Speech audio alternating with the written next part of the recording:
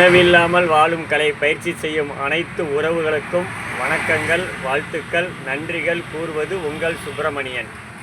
நான் அந்த உணவில்லாமல் வாழும் கலையை பற்றி எனக்கு தெரிஞ்ச கருத்துக்களை உங்களோட பகிர்ந்து கொள்ள ஆசைப்படுகிறேன்.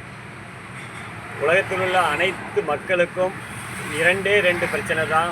ஒன்று மனம் சார்ந்த பிரச்சனை, இன்னொன்று உடல் சார்ந்த பிரச்சனை.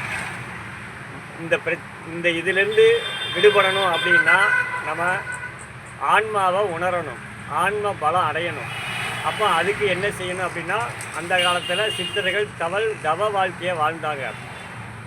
அப்போ தவ வாழ்க்கைன்னா என்ன அப்படிங்கிறத, பசி தாகம் இந்த ரெண்டையும் கட்டுப்படுத்தணும் அப்படிங்கிறதா தவ வாழ்க்கை. இதை நம்ம எல்லோரும் என்ன புரிஞ்சுக்கிட்டாங்க, காட்டில் போய் தனியாக இருந்து தான் பண்ணணும் அப்படிங்கிற ஒரு மனப்பக்குவத்தில் தவறாக ஒரு மக்களுக்கு ஒரு தவறான எண்ணத்தை உருவாக்கி கொடுத்ததுனால இதை பற்றி இதுக்கு இந்த நிலை வர்றது இது வேறு அப்படின்னு மக்கள் இதை வர்றதுக்கு பயப்படுறாங்க.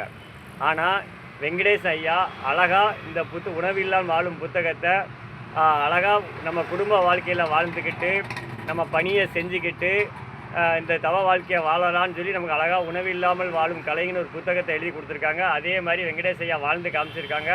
இப்போ அவங்களுடைய வாரிசாக நம்ம இனியன் ஐயா அதை எல்லாருக்கும் வழிகாட்டுதல் பண்ணிக்கிட்டு இருக்காங்க, பயிற்சி கொடுத்துட்ருக்காங்க. இதை எல்லாரும் பயனடைஞ்சு இந்த உணவில்லாமல் வாழும் கலையை கற்றுக்கிட்டு பயனடைஞ்சு உடல் நலம், மனநலம், ஆன்ம பலம் பெற்று பெருவாழ்வு வாழ, எல்லா நலத்தோடும் எல்லா வளத்தோடும் பெருவாழ்வு வாழ